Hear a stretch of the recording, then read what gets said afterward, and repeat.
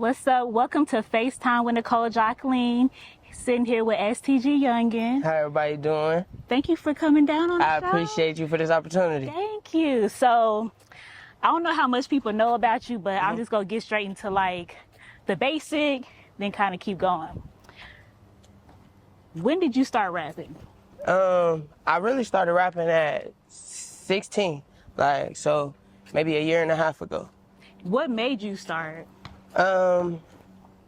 Seeing everybody doing it, I felt like I could make something shake. I felt like I could be the one to, do something in it with my family, So, where we are, you're based in Oklahoma City. Yes, but ma'am. where are you actually from? I'm originally from Enid, Oklahoma. Okay. So it's a small little town, an hour 15 minutes away from Oklahoma City. That's my hometown. I'm originally from the east side of Oklahoma City. Of Enid, Oklahoma. Not really too much to do there. You play sports. It's really just grow up. You get a job. You don't really see people that become entrepreneurs, doctors. Really nothing major. Especially not celebrities. So that was another goal too. I was like, let me be the first celebrity out of Enid. Okay. So, so you started rapping in Enid, or you started rapping once you moved to the city? I really started rapping when I moved to the city. Okay. And that was about a year and a half, almost 2 years ago. I was dabbling in the music. Like when I was 14, I recorded a track. All my old stuff is on SoundCloud. It's out now, still under the same name, STG Yungin. But when I got here, is when I put my foot in the ground and I started, really trying to pay for promotion, pay for shows, and just take it further. So you came into it already like, I'm about to pay to play, like whatever. Yeah. Yes, ma'am. Whatever the price was, we was gonna do it, because I felt like that was what was needed to get to the next level, So who in the city do you feel like has really helped you push your brand and your music forward? Red Print, Mr. Lifeback, you know what I'm saying? He was a big inspiration in my music. He was the first reason why, he was one of the main reasons why I wanted to do music, along with Jamie Johnson, that's my mother and my manager. He kind of showed me the ropes, took me to my first open mic, took me around the names of the city to get my name out there, Yeah. So, yeah, I would say Red Print, Mr. Lifeback, so y'all go check him out. Now, I remember when you was performing, I think it was a daiquiri spot, and that's when you was really hyping there, because I remember I was seeing all the videos. I never got a chance to go in there, but I saw all the videos.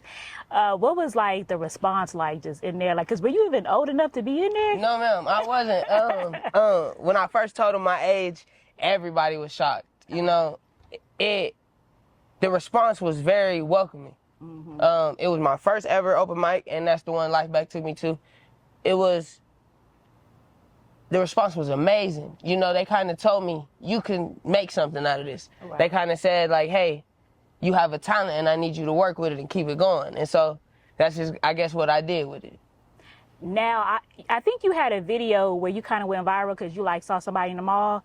Tell me about that situation. So the person I saw in the mall was Duke Dennis. I was walking, it was taking a trip out to Atlanta. It was a showcase called the Moss Fest Finale. We got the opportunity to perform. We flew out there, me and the family, me and the whole team. And we was walking through Lenox Mall just for an image, just for content. And I seen him. What better content is that, He got a million followers on Instagram, over 2 million subscribers on YouTube. So it was an opportunity and I took it. And I just went up to him and rapped to him. And the viral moment about it was, he's not a rapper. He's a streamer. So everybody was like, why are you rapping to a streamer? He doesn't rap. My thing was, he has a buzz. Right. Whatever way to get my face in front of somebody that has a buzz, I'm gonna do it. Right. So when you saw him, how long did it take for you to say, okay, I'm about to go rap for him? Right then and there. Right, you ain't even think about it? Yeah, I didn't think about it. As soon as I looked and told my significant other, I said, that's Duke Dennis. And I walked up to him, I said, excuse me, can I get a picture? And he was like, yeah. And then I just started rapping. The camera was out and I just started going. That was my opportunity and I took it. Just staying ready. Yes, ma'am. Now, I also saw you performed at Chris McCain's spot over the 405 Nation. Tell me about that. 405 Nation was a great experience. That was my first time meeting Chris McCain. He's a great MC. He's a great artist. I need everybody to tap in with Chris McCain. And I want to say thank you to him for that opportunity. The 405 Nation was just another welcoming place, just like the daiquiri spot. It was another welcoming place, and it was at the beginning of my performing. You know, I haven't really did too much. I think that was maybe a month after we got back from Atlanta. Mm-hmm. So I was fairly new into the, music, but Ozone was the song that was everybody was like, hey, I want to hear this, I want to hear this. And so we just did it, and the response was amazing. You know, the footage is out on Lifeback Media, OKC, if you want to see the performance. It was just amazing. You know, it was a great response for 405 Nation. It's a beautiful place. I see what they're trying to do for our culture and our community, along with the hip-hop and the music. So I like that part about it. Now, what artists, with you being young, what artists did you look up to, That's a great question. My favorite artist of all time is Charlie Wilson.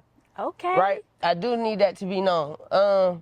Just off of how I love his ad-libs. Yeah, I love Charlie Wilson's ad-libs.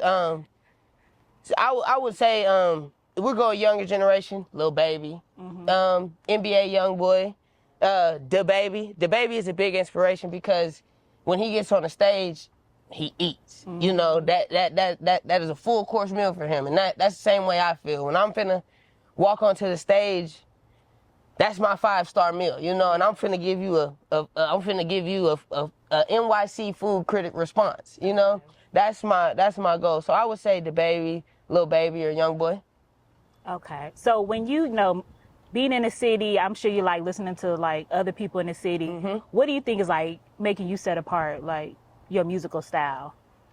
A lot of people, I have been getting told my performance. I've been getting told how I engage and how I interact with the crowd. When they're out there, I'm able to make them move or shift and follow what I'm doing, my antics, and I'm able to keep them entertained. A lot of people may stand in one spot or just not really rapping the mic, but my main focus is to give you a whole show. So I've been hearing a lot of people saying what sets me apart is my ability to perform. So you'll be good at a club. Somebody want to come book you for a club or get the crowd hype, you the person. Definitely. If you need your club turned up and packed out, let me know. So speaking of performing, you recently performed at Juneteenth. Yes. You only been rapping for a year and a half or whatever. How you get to Juneteenth? Performing in front of people. So I ended up showcasing my talent in front of One Eye from Power 103.5. He seen it, and he been in contact with my manager since that point on. We need him on the show. They ended up playing my song called One of One on all platforms right now. They ended up playing it on the radio. And after that, he called saying, hey, you got to slide on Juneteenth. I wasn't prepared for it, wasn't ready for it at all, but when God gives us the opportunity, I take it and I run, So do you feel because I know people that have been doing music probably in Oklahoma for a while, that they probably feel it's hard to make moves here. Do you feel that too, or are you nah, it's been working for me? It's a little both. Okay. I'm a little on the fence with that. Consistency is the key. I'll let everybody know that consistency is the key. You'll hear it a lot throughout your life, whether you're in school, out of school, in college, or whether you're trying to be a doctor. You're going to hear that being consistent in your craft is what's going to get you to being successful. When I'm consistent, every day I'm doing content, I'm writing music, and when I'm being consistent, I feel like it's so easy. Right. Numbers start to flow in. You start to see change in the demographics of who's following you. You start to see people want to hear from you more. When I'm not being consistent, that's when I get Oklahoma, you can't make it out of Oklahoma. I get in that mindset, but that's where I go back to always staying disciplined to my consistency. Right. So I'm a little bit on the fence with that. It's kind of both for me, but I know that if we all are consistent, it's undeniable. We're undeniable. Now, I don't know how it is now, but I felt a couple of years ago, just in general, there was rappers dying all the time. Yes, ma'am. At your age, how do y'all even keep this fun? With so much of that and the, whatever is killing everybody, all that energy around? How do you keep hip hop fun? My main focus is staying positive, giving out a positive message. Like, so my STG means strive to greatness, and sacrifice to God. But the 3 letters are your own interpretation of the abbreviation. You know, however you want to interpret these 3 letters, you make it into something. Now me, I wanted it to be positive. So that's how I kind of keep it fun. I feel like if my music isn't putting out the energy of negativity, you can't be moved to do nothing negative. Okay. But if it's putting out the energy of, maybe I want to dance, you know, it puts you more in a positive vibe. Then I gotta look over my shoulder. I gotta, you know, it's that's my focus with it. That's what keeps it fun for me is like. And then when I hear people scream when I'm on stage, like my body gets like chills, like, so that keeps it like, I gotta get to the next show. I gotta get to a bigger show, or I gotta connect with the people more to feel that, you know? So I think that's what keeps it fun for me. What has been the traveling been like with you guys? You said you went to Atlanta, like just leaving the state. As soon as you decided I want to rap, you just been moving like out of the state. How does that work? For an independent artist, it's a lot of money. There's times that you'll do a lot of stuff in one show because it's a bigger state like Atlanta, to where you have to hold off on certain things for a little bit so you can regain that revenue. But it's a blessing. When you get out there and you're able to take your face from out of your hometown and put it everywhere else, people out of state get to like you more because you're not from there.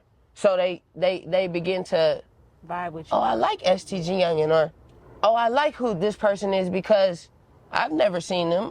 I hear all these people around me 24/7. Right. Just like us, when we hear in Oklahoma, when we hear a new artist, it's a wave and we jump on it because they're not from here. You know, I think it's like that. So it's fun, but it's also, you know, it's when you're doing it independently, it's very expensive, you know, out of pocket, but it's something that if you really want it, you have to do it because it's the same thing as like paying your dues. Yeah.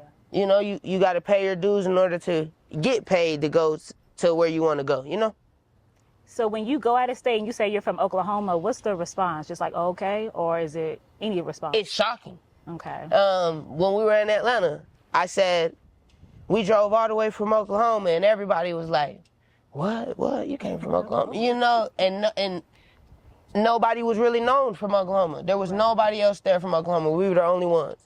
When people hear Oklahoma, when people hear Oklahoma in a big light, like a content creator light or a movie director light, it's surprising, it's crazy, it's surreal to some folks because we only know Oklahoma for the Thunder. Right. You know? And so when we start to have celebrities and start to put out more producers, like I said, movie directors, videographers, people get surprised, like, dang, are you really from Oklahoma? I didn't know that. So the response is always shocked. They're always shocked. They're never like, oh, okay, I expect that. You know, it's never expected. Yeah. It's always the shock. So you're known for your performance.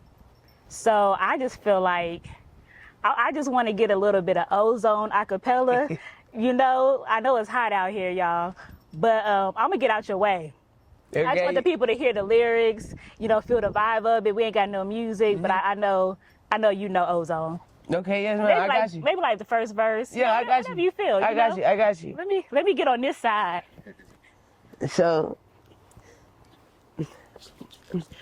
lately I've been putting on in the back of the AT4. I'm loaded, playing my song. Man, they really fake. I swear I ain't noticed until I got rolling. Gotta walk with a limb. When I step up, get it in motion. Say less. I ain't finna talk about it no more. Check it, you ain't gotta check. Sorry, then it's a no-go. Them youngsters crash wreck. You better get out that ozone from the city where you better go home. Get with it on 4th or you go long. I step hard breaking the shoe. Them youngsters don't talk, no, they really hoop, no, they really shoot. You better get it jumping, breaking the roof. Let's go, you know how I'm stepping, you know how I'm stomping, I don't need a boo. Let's go.